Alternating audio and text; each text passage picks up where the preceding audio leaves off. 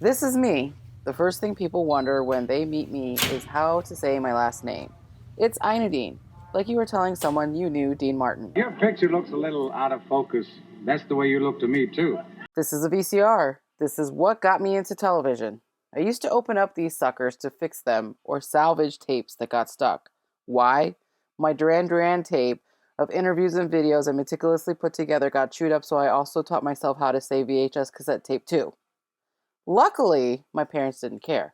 I spent my childhood growing up in Chicago, then in Karachi, Pakistan, then Pennsylvania, where I first saw Cokie Roberts. She was senior congressional analyst for ABC News, and then there was Connie Chung. She was the only Asian woman on television network news.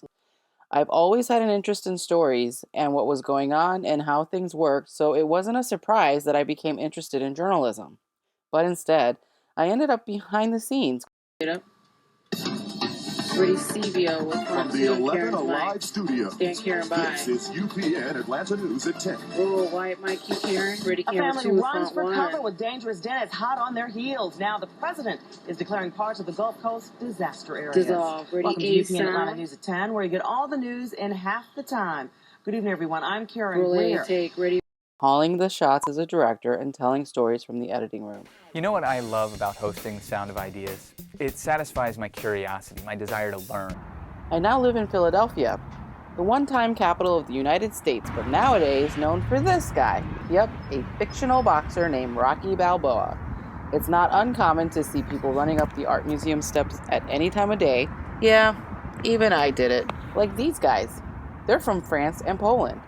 Yes, we just yesterday we arrived first time here to do the steps. We went to the Rocky's restaurant, Rocky's Adrian's place. So now we are going to the run in the middle of the avenue.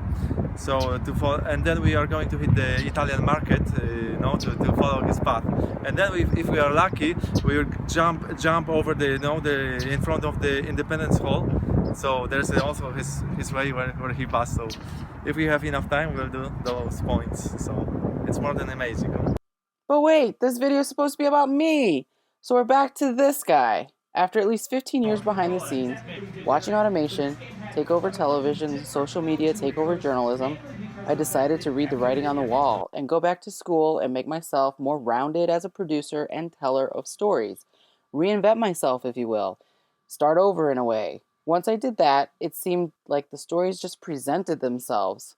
Kind of like that guy. And like Rocky. Because if you think about it, if a story based on a pretend person can inspire people from around the world to come to Philadelphia just to reenact scenes from that story, what would a story about a real person inspire?